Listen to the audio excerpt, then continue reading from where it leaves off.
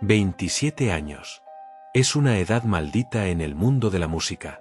A esa edad murieron Janis Joplin, Jimi Hendrix, Jim Morrison y Kurt Cobain.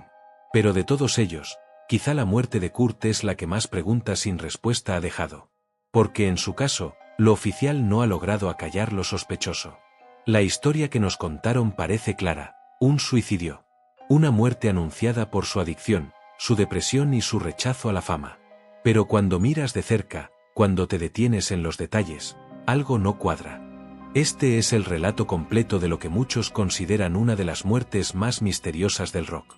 Esto es, lo que no sabías de la muerte de Kurt Cobain. Todo comenzó el 8 de abril de 1994. Un electricista llamado Gary Smith llegó a la casa de Kurt Cobain en Seattle para instalar un sistema de seguridad. Al acercarse al invernadero sobre el garaje, notó algo extraño. Miró a través del vidrio y lo vio. El cuerpo de Kurt Cobain yacía sin vida, con una escopeta apoyada sobre su pecho y sangre alrededor. Había una nota clavada con un bolígrafo a una maceta. Estaba muerto. Lo primero que hicieron las autoridades fue declarar que se trataba de un suicidio. Según la estimación forense, Kurt había muerto el 5 de abril, 3 días antes del hallazgo. La causa: herida de bala autoinfligida. El caso fue cerrado casi inmediatamente. Pero pronto empezaron a surgir inconsistencias. La autopsia reveló que en el cuerpo de Kurt había una cantidad de heroína altísima, 1,52 miligramos por litro de morfina en su sangre. Incluso para un adicto experimentado como él, esa cantidad era considerada letal. Expertos coinciden en que una dosis así lo habría dejado inconsciente en segundos, si no muerto por sobredosis. Entonces surge una pregunta lógica: ¿cómo pudo alguien, con esa cantidad de heroína en el cuerpo, cargar una escopeta, colocarla correctamente y dispararla? Algunos sostienen que su tolerancia era alta. Otros afirman que ni siquiera el más experimentado consumidor habría podido hacerlo. Y si no fue él, ¿quién lo hizo? La carta que encontraron en el lugar fue presentada como nota de suicidio. Pero al leerla con atención, algo desconcierta. La mayor parte del texto habla sobre su alejamiento de la música, su desencanto con la industria y su sensación de estar vacío ante los aplausos. Pero no habla directamente del deseo de morir. Es casi como una carta de despedida de Nirvana, no de la vida. Lo más extraño es que el último párrafo, el que sí menciona a su esposa Courtney Love y a su hija Frances, parece estar escrito con otra letra. Grafólogos independientes han señalado que hay un cambio de caligrafía evidente. Diferente trazo, diferente inclinación, diferente presión en el bolígrafo. Muchos creen que ese fragmento fue añadido por otra persona, para darle un cierre emocional que justificara la idea del suicidio. Pero eso nunca se investigó oficialmente. Y si volvemos a la escena del crimen, los elementos extraños no terminan. No se encontraron huellas digitales en la escopeta, ni en el gatillo, ni en los cartuchos, ni en el bolígrafo con el que se escribió la carta. Tampoco se hallaron restos visibles de pólvora en las manos de Kurt, algo que debería ser esperable si se hubiera disparado él mismo. Además, el arma era inusualmente larga para una persona que intenta dispararse en la boca. Era una Remington M11, una escopeta recortada que, por su longitud, requeriría una maniobra incómoda para apuntarse correctamente. Y sin embargo, la policía no cuestionó nada de esto. La puerta del invernadero estaba cerrada, pero no asegurada. Técnicamente, cualquier persona pudo entrar y salir sin dejar rastro. ¿Y si lo que parecía un suicidio fue cuidadosamente armado para parecerlo? Para entender el contexto, hay que hablar del estado mental de Kurt. No es un secreto que sufría depresión. Tampoco que era adicto a la heroína. Pero en los días previos a su muerte, estaba buscando ayuda. Había ingresado voluntariamente a una clínica de rehabilitación en Los Ángeles. Incluso habló con amigos sobre dejar la música, mudarse y comenzar una vida diferente. Habló de pasar más tiempo con su hija, de alejarse del ruido. Estaba harto del sistema, no necesariamente de la vida. No parecía un hombre que planeaba morir. Al menos no en ese momento. Y entonces llegamos a una figura inevitable: Courtney Love. Su esposa, madre de su hija, pareja polémica y con una relación conocida por ser intensa, volátil y profundamente caótica. Courtney contrató a un detective privado, Tom Grant, para que la ayudara a encontrar a Kurt cuando él desapareció de la clínica de rehabilitación unos días antes. Pero con el tiempo, ese mismo investigador comenzó a sospechar de ella. Grant grabó conversaciones, tomó notas, y llegó a una conclusión inquietante: no creía que Kurt se hubiera suicidado. Creía que había sido asesinado. Según él, Courtney tenía motivos: una posible separación inminente, problemas por la custodia de su hija, una fortuna que estaba en juego. Grant sostiene que hay grabaciones que muestran contradicciones en el relato de Courtney. Afirma que intentó obstruir la búsqueda de Kurt, que cambió versiones, que manipuló información. Incluso escribió un libro y participó en documentales, exponiendo su teoría con documentos, testimonios y audios. Lo extraño es que, pese a todo esto, la policía de Seattle jamás reabrió la investigación. El caso fue tratado con una rapidez inusual. No se tomaron declaraciones a fondo. No hubo peritajes independientes. No se consideró siquiera la posibilidad de una muerte dudosa. En menos de 24 horas, todo quedó cerrado como suicidio. Y desde entonces, todas las solicitudes de reapertura han sido rechazadas. Sin embargo, el caso no ha muerto. Al contrario. Hoy en día, miles de personas siguen investigando por su cuenta. Se han hecho documentales como Soaked in Bleach, se han escrito libros, se han publicado informes independientes. Algunos ven todo esto como teorías conspirativas sin fundamentos. Otros lo consideran evidencia de una verdad oculta. Sea como sea, la historia no termina de cerrarse. La duda sigue ahí. Kurt Cobain fue más que un músico. Fue un símbolo generacional. Un hombre que convirtió su dolor en arte, su sensibilidad en canciones y su rebeldía en una voz colectiva. Su muerte, abrupta y confusa, dejó un vacío. Pero también dejó una pregunta sin resolver. Tal vez fue un suicidio. Tal vez no. Lo que sí es seguro es que las circunstancias fueron, como mínimo, extrañas. Y que merecen más que el silencio. Tal vez nunca sepamos qué pasó exactamente el 5 de abril de 1994. Tal vez la verdad se perdió con el último acorde que tocó. Pero mientras sigamos preguntando, investigando y recordando, su historia seguirá viva. No como un mártir del rock, sino como un alma compleja, que merece ser entendida más allá de los titulares. Después de la muerte de Kurt Cobain, lo que siguió fue una mezcla de luto mundial, confusión y una sorprendente rapidez por parte de las autoridades para cerrar el caso. Los titulares hablaban de suicidio, las estaciones de radio repetían "Come as you are" como un mantra de despedida, y miles de jóvenes lloraban sin entender completamente qué había pasado. Pero al mismo tiempo, comenzaron a surgir más voces que pedían respuestas. Y cuanto más se investigaba, más aparecían las contradicciones. En primer lugar, la línea del tiempo de los últimos días de Kurt es borrosa. Se sabe que el 30 de marzo de 1994, Kurt ingresó voluntariamente a la clínica de rehabilitación Exodus Recovery Center, en Los Ángeles. Allí pasó solo un día. Al día siguiente, escaló una pared del centro y escapó. Nadie lo detuvo. Nadie lo reportó. Se subió a un taxi y voló de regreso a Seattle. A partir de ese momento, nadie puede decir con certeza qué hizo Kurt en esos días. Ni siquiera su círculo más cercano. Del 1 al 5 de abril, Kurt estuvo desaparecido, sin dejar pistas claras. Solo hay rumores, que lo vieron en una tienda de armas, que pasó una noche en casa de un viejo amigo, que fue a un parque a escribir. Nada confirmado. Ese vacío de información fue determinante. ¿Dónde estuvo Kurt en esos días? ¿Con quién habló? ¿Qué decisiones tomó? ¿Y quién tuvo acceso a él? La compra del arma también plantea preguntas. La escopeta que acabó con su vida fue adquirida por su amigo Dylan Carlson, supuestamente a petición de Kurt. En teoría, Kurt tenía miedo de que alguien entrara a su casa mientras él no estaba, y quería proteger a su familia. Pero ese detalle no encaja con el perfil de alguien que planea suicidarse. ¿Por qué iba a comprar un arma para proteger su hogar si planeaba usarla contra sí mismo unos días después? Además, el recibo de compra del arma está fechado poco antes de que Kurt escapara de la clínica. Es decir, incluso en medio de su crisis, aún estaba pensando en su seguridad, no en su muerte. Otro elemento inquietante es el entorno legal y económico en el que se encontraba. Según documentos obtenidos posteriormente, Kurt estaba considerando seriamente divorciarse de Courtney Love. También quería modificar los términos del testamento y la custodia de su hija. Si eso se hubiese concretado, Courtney habría perdido poder económico y legal sobre la herencia de Kurt. La idea del divorcio no es especulación. Existen testimonios de amigos y abogados que aseguran que Kurt ya había iniciado las gestiones. Incluso se sabe que estaba buscando asesoramiento para limitar el acceso de Courtney a sus bienes. Esa información, por sí sola, no prueba nada. Pero sí establece un posible motivo para quien tuviera algo que perder.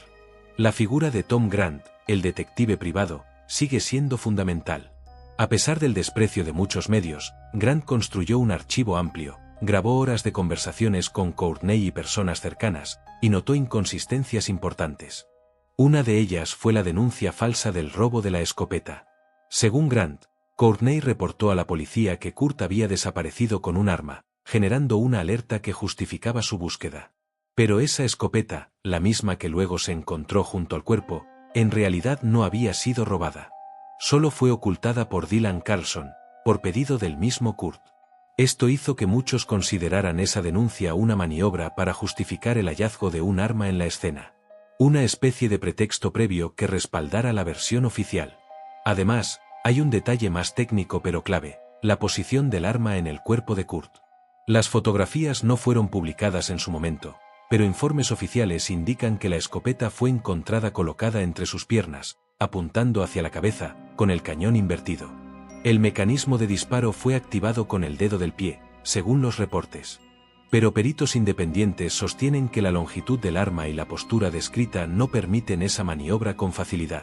Es una posición inusual, incómoda, y poco creíble para alguien que está bajo los efectos de una sobredosis extrema. Si a eso sumamos la ausencia de huellas y la supuesta carta alterada, las dudas se multiplican. Otro aspecto que fue subestimado es el análisis del comportamiento de Courtney Love durante los días previos y posteriores a la muerte. Muchos testigos afirman que su actitud era errática, contradictoria y en ocasiones manipuladora. Grabaciones realizadas por Grant muestran cómo Courtney inventaba excusas para no hablar con la policía, cómo daba versiones distintas sobre los últimos movimientos de Kurt, y cómo controlaba la información que salía a la prensa. Algunos la defienden, argumentando que estaba en shock. Otros la acusan de encubrimiento. Lo que está claro es que su comportamiento no fue transparente. En los años siguientes, nuevos elementos continuaron alimentando la polémica. En 2014, la policía de Seattle revisó el caso y dijo haber revelado nuevas fotos de la escena. Pero no reabrieron la investigación. Solo confirmaron que todo coincidía con el informe original. A pesar de que muchos investigadores independientes seguían pidiendo acceso completo a los archivos, nunca se permitió una revisión forense externa. También en 2015 se estrenó el documental Soaked in Bleach, basado en el archivo de Tom Grant. Allí se expone todo, las grabaciones, las fechas, las llamadas, los informes médicos. El documental fue duramente criticado por el entorno de Courtney Love, y hasta intentaron censurarlo legalmente. Sin embargo, la cinta reforzó la convicción de miles de fans. La muerte de Kurt Cobain no fue tan simple como nos dijeron. Y mientras todo esto pasaba, la imagen de Kurt se volvía mito. Las generaciones siguientes crecieron con Nirvana como símbolo de una rebeldía triste, de una voz que hablaba desde el dolor. Su muerte dejó de ser un hecho cerrado y pasó a ser una herida abierta. Una conversación permanente. Un tema de debate entre quienes lo amaron, lo escucharon o simplemente sienten que algo quedó sin aclarar. Hay una parte humana que también se ha olvidado. Frances Bean Cobain, su hija, tenía solo 1 año cuando su padre murió. Creció sin él. Creció con el peso de un legado que no eligió. Y con una madre envuelta en la controversia. Hoy es una artista por derecho propio, y aunque ha hablado poco del tema, ha dado señales claras de que el dolor sigue allí. Que el vacío no se llena con teorías ni canciones. Que su padre fue una persona, no solo una figura. Kurt Cobain fue muchas cosas. Un músico brillante. Un símbolo de sensibilidad. Un joven profundamente roto por dentro. Pero sobre todo, fue alguien que luchaba. Luchaba contra su adicción, contra el sistema que lo convertía en mercancía, contra la expectativa de ser lo que los demás querían. Su muerte, como su vida, no puede entenderse en blanco y negro. Es una historia llena de grises. Una historia en la que lo oficial parece insuficiente, y lo alternativo, inquietantemente plausible. Tal vez nunca sepamos la verdad completa. Tal vez ya se ha perdido en los años, entre silencios comprados, pruebas extraviadas y testigos que callaron. Pero cada vez que alguien pregunta, cada vez que alguien se niega a olvidar, Kurt sigue vivo. No solo en su música, sino en el eco de una pregunta que aún resuena. ¿Fue realmente un suicidio, o el encubrimiento perfecto? Después de la muerte de Kurt Cobain, los titulares gritaron lo que muchos temían desde hacía tiempo: el ídolo caído del grunge se ha quitado la vida. Era el cierre perfecto para una narrativa ya escrita desde antes. La industria musical, los medios y el público general no tardaron en construir una leyenda. Pero al hacerlo, también simplificaron la complejidad de un ser humano que fue empujado desde muchos frentes. En los días posteriores, la cobertura mediática fue intensa. Imágenes de su casa, de la carta de despedida, del rostro devastado de Courtney Love, circularon por todo el mundo. Revistas como Rolling Stone y Time publicaron homenajes, perfiles, reconstrucciones. Y aunque muchas de ellas celebraban su vida, también reforzaban una idea peligrosa: que Kurt era un mártir, alguien que simplemente no pudo con la fama, que estaba destinado al colapso. Esta narrativa, repetida una y otra vez, borró los matices de su historia real, de su lucha, de sus contradicciones, de sus planes. Lo más preocupante es cómo el sistema que tanto lo presionó fue el mismo que luego lo convirtió en producto póstumo. Las ventas de discos se dispararon. Nirvana pasó a ser más popular muerto que vivo. Las reediciones, los conciertos tributo, los documentales oficiales, todo generó millones. Y mientras su figura era tallada como mito, se fue perdiendo la dimensión humana de su sufrimiento. Se convirtió en símbolo, pero también en negocio. Irónicamente, fue exactamente eso lo que Kurt siempre rechazó: la transformación del arte en mercancía. El mismo mundo del que quiso escapar, se encargó de convertir su tragedia en capital cultural. A lo largo de los años, se revelaron más fragmentos de su vida íntima.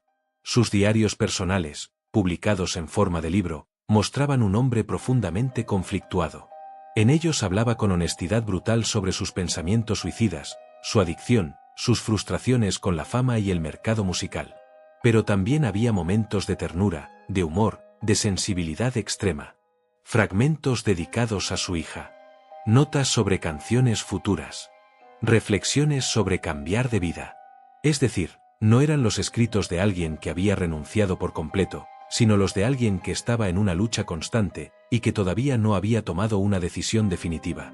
Uno de los aspectos menos comentados, pero más determinantes, fue el acoso de la prensa y la industria. Desde el éxito de Nevermind, Kurt y Nirvana estuvieron bajo una presión continua por mantenerse relevantes, vender más, hacer giras, asistir a premiaciones. Los ejecutivos no entendían que Kurt no buscaba fama, sino autenticidad. No quería ser un producto, y mucho menos un ídolo. Esa presión constante fue alimentando su angustia. Las entrevistas que daba se volvieron más evasivas, más incómodas. Sus apariciones públicas eran cada vez más tensas.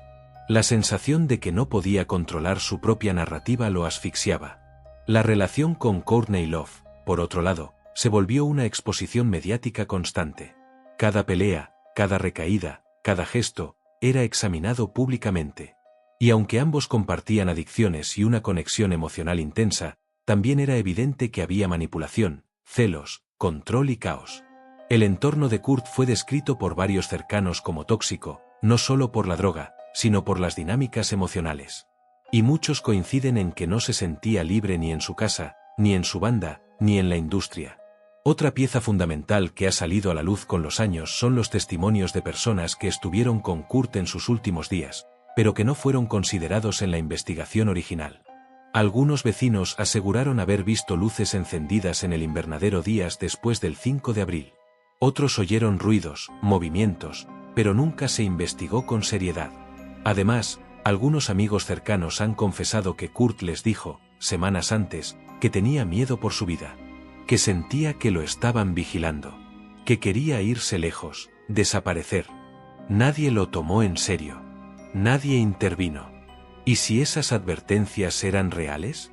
Durante la última década, el interés por el caso se ha renovado gracias a Internet. Plataformas como YouTube, Reddit o TikTok están llenas de análisis independientes, teorías, reconstrucciones, pruebas visuales y comparaciones de archivos. Fans de todo el mundo siguen conectando piezas, compartiendo documentos y pidiendo justicia. Y aunque muchas de estas teorías pueden parecer extremas o emocionales, hay algo que las une: la necesidad de entender, de completar una historia que todavía duele. Frances Bean, la hija de Kurt, ha hablado poco públicamente sobre la muerte de su padre. Pero en una entrevista dijo algo poderoso: mi padre no quería ser famoso. Él solo quería tocar su música, estar en paz. Y eso fue lo que menos tuvo. Esa frase resume lo que miles de fans intuyen: que Kurt Cobain fue devorado por un sistema que no le dio espacio para sanar, que fue consumido por una fama que nunca pidió, y que, en su momento más vulnerable, fue abandonado. Y aún hoy, cada cierto tiempo, surgen nuevas voces que piden reabrir el caso. Nuevas demandas de acceso a archivos sellados. Peticiones de transparencia. Porque la verdad, sea la que sea, debe salir a la luz. No para crear morbo, sino para cerrar una herida. Para que la memoria de Kurt no esté cimentada en el misterio, sino en la dignidad de entender lo que realmente ocurrió. Al final, lo más perturbador de la muerte de Kurt Cobain no es solo el acto en sí, sino todo lo que quedó sin responder. Las decisiones apuradas, las pruebas ignoradas, las voces silenciadas. Porque en el fondo, detrás de las guitarras rotas, de las letras dolidas, y del mito de la estrella torturada, había un ser humano. Alguien que intentaba sobrevivir a su sensibilidad en un mundo que premia lo superficial. Y esa persona fue empujada a un límite del que no pudo volver. Cuando alguien muere joven, lo recordamos eternamente joven. Y cuando muere en circunstancias trágicas, lo recordamos como leyenda. Así pasó con Kurt Cobain.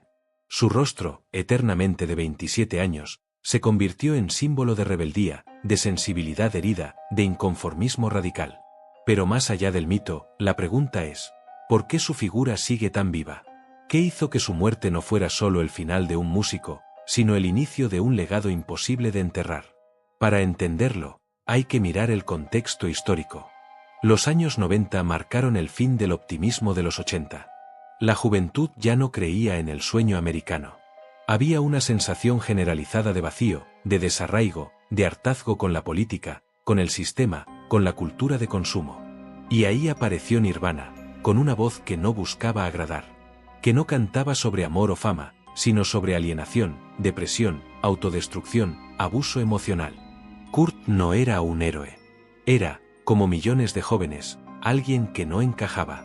Y eso lo convirtió en portavoz sin quererlo. Cuando murió, millones de fans sintieron que se perdía algo más que un músico. Se perdía una parte de ellos mismos. Porque él había sido uno de los pocos que puso en palabras lo que muchos no sabían cómo decir. Su dolor, sus contradicciones, su rabia, eran compartidas. Por eso su muerte dejó una cicatriz profunda. No solo por la tragedia, sino por la sensación de abandono. Como si se hubiera ido el único que entendía. Kurt pasó a formar parte del llamado Club de los 27, ese grupo maldito de artistas que murieron a los 27 años, como Jimi Hendrix, Janis Joplin, Jim Morrison, y más adelante Amy Winehouse. Todos ellos fueron, en su momento, íconos generacionales. Todos murieron de forma trágica. Todos representaban a una juventud desgastada, talentosa y autodestructiva. Pero con Kurt, algo cambió. Su muerte ocurrió en una era mediática más avanzada, donde la información circulaba más rápido. Y donde el culto a la personalidad ya era una industria. Eso hizo que su mito creciera aún más, y más rápido. Pasó de ser músico a ser mártir. De cantante a símbolo cultural. Lo más inquietante es cómo su figura ha sido utilizada, reinterpretada, explotada y resignificada a lo largo de los años. Desde camisetas en tiendas de moda rápida, hasta libros de autoayuda, desde homenajes artísticos hasta campañas políticas. Kurt Cobain ha sido transformado en un ícono universal del inconformismo. Pero también ha sido mercantilizado, exactamente como él temía. En vida, decía que no quería que su música fuera utilizada para vender productos. Hoy su imagen se imprime en merchandising que él jamás habría aprobado. ¿Es eso un homenaje o una traición? Sin embargo, entre toda esa distorsión, su voz sigue viva. Hay artistas que lo citan como influencia directa. Desde músicos de rock alternativo hasta raperos, desde bandas indie hasta escritores. Porque Kurt no inventó el dolor, pero sí lo hizo audible. Su honestidad radical se volvió modelo de autenticidad. En una era de filtros y poses, su figura sigue recordándonos el valor de ser crudo, directo, imperfecto. Y más allá de la música, Kurt dejó una conversación pendiente sobre salud mental. En los 90, hablar de depresión, ansiedad, abuso de drogas o pensamientos suicidas era todavía un tabú. Kurt rompió ese silencio. Aunque no con discursos, sino con canciones. Su muerte obligó a muchos a mirar de frente lo que se evitaba, que el sufrimiento emocional no tiene rostro específico, y que incluso quienes parecen tenerlo todo, pueden estar en una lucha interna brutal. Hoy en día, muchos reconocen que, gracias a él, se atrevieron a hablar, a pedir ayuda, a ponerle nombre a su dolor. Por eso, cada vez que se vuelve a hablar de Kurt Cobain, no se está hablando solo del pasado. Se habla de un presente que aún carga con las mismas preguntas. ¿Escuchamos realmente a quienes piden auxilio? ¿Sabemos cuidar a quienes brillan, pero también se queman? ¿Estamos preparados para abrazar la fragilidad en lugar de esconderla? Hay una línea en su nota final que dice, es mejor quemarse que apagarse lentamente. Es una cita de Neil Young, pero fue Kurt quien la inmortalizó. Muchos la interpretan como una justificación romántica del suicidio. Pero otros creen que es un grito contra la indiferencia, contra la lentitud de una vida sin sentido. Una forma de decir, no quiero seguir si esto no cambia. Tal vez no era un deseo de morir, sino una exigencia de transformar. Hoy, a más de 30 años de su partida, Kurt Cobain sigue siendo tema de conversación. Su música sigue sonando. Su rostro sigue apareciendo. Su historia sigue resonando. Porque lo que él representó aún nos atraviesa, la tensión entre la sensibilidad y el ruido, entre el arte y el mercado, entre la libertad y el peso de existir. Y quizás esa sea la lección más poderosa de su vida y su muerte. Que lo importante no es buscar ídolos perfectos, sino aprender a ver la belleza incluso en la fragilidad. Que detrás de cada estrella caída, hay una historia que merece ser contada con dignidad, sin mitos ni mentiras. Kurt Cobain no fue un ángel ni un demonio. Fue un joven brillante, roto, creativo y humano. Uno que se atrevió a cantar su dolor para que otros no se sintieran solos. Y aunque no podamos cambiar lo que ocurrió, sí podemos cambiar cómo lo recordamos. No como un símbolo de muerte, sino como un testimonio viviente de lo difícil y valiente que es existir siendo uno mismo. Y aquí estamos. Décadas después de su muerte, seguimos hablando de Kurt Cobain. No solo porque fue el líder de una de las bandas más importantes de los últimos tiempos. No solo porque su música cambió el curso del rock. Hablamos de él porque su vida y su muerte siguen planteando preguntas que aún no hemos podido responder del todo. ¿Fue un suicidio inevitable? ¿Fue víctima de una conspiración? ¿Fue devorado por sus propios demonios o por los de su entorno? O quizás fue todo eso junto. Lo cierto es que, al mirar de cerca su historia, uno descubre que nada fue simple. Que la verdad no cabe en un solo titular. Y que detrás del mito, hubo una persona compleja, vulnerable y brillante. Nos enfrentamos a una figura que nunca buscó ser ídolo. Que odiaba la fama tanto como necesitaba expresarse. Que rechazaba el éxito masivo, pero que también lo usó como canal para llegar a miles de personas. Kurt Cobain fue una paradoja viviente. Quería desaparecer, pero también ser escuchado. Quería amar, pero temía ser abandonado. Quería vivir en paz, pero no hallaba un lugar seguro ni en su propia mente. A lo largo de este recorrido, hemos revisado los últimos días de su vida. La carta de despedida. Las contradicciones en la escena de su muerte. Las voces que piden reabrir el caso. Las sombras que lo rodeaban. Y también hemos mirado su legado, no como estatua de mármol, sino como huella viva en la cultura, en la música, en la conciencia de una generación entera. Hemos visto cómo su figura fue deformada por la industria que lo asfixiaba, pero también cómo su mensaje sigue vigente entre aquellos que aún se sienten perdidos, fuera de lugar, heridos. Kurt hablaba de alienación, de disconformidad, de vacío. Pero también hablaba de amor, de arte, de libertad. En sus canciones hay rabia, pero también hay ternura. En sus gritos hay verdad. Y es esa verdad la que aún resuena. Porque Kurt Cobain no solo escribió canciones, escribió su vida en acordes, en distorsión, en silencio, en ira. ¿Quién fue Kurt Cobain realmente? Fue el niño que creció sintiéndose solo. El adolescente que encontró en la música una forma de resistir. El joven que no encajaba ni en la rebeldía del punk ni en la comodidad del mainstream. Fue el esposo, el padre, el amigo, el adicto, el artista. Fue todo eso. Y también fue la víctima de una época que no sabía cómo lidiar con la sensibilidad. Una época que confundía vulnerabilidad con debilidad, que premiaba la autodestrucción antes que la sanación. Pero sobre todo, Kurt fue humano. Y como todos nosotros, imperfecto. Su muerte, aunque irreparable, debe empujarnos a mirar de frente la salud mental, el trato a los artistas, la explotación del dolor ajeno como espectáculo. Porque si su historia sirve de algo, es para recordarnos que detrás de cada figura pública hay alguien que siente. Que no basta con aplaudir su talento, también hay que saber proteger su humanidad. Y quizás lo más justo que podemos hacer por Kurt Cobain hoy no sea convertirlo en mártir ni en ícono, sino escuchar, de verdad, lo que intentó decirnos con cada canción, con cada verso roto, con cada gesto incómodo. Que no se trataba de fama, ni de dinero, ni de destrucción. Era un grito pidiendo sentido, pidiendo espacio, pidiendo verdad. Por eso, al terminar este viaje, te invito a detenerte un momento. A mirar más allá de la imagen estampada en una camiseta. A ir más profundo que una biografía.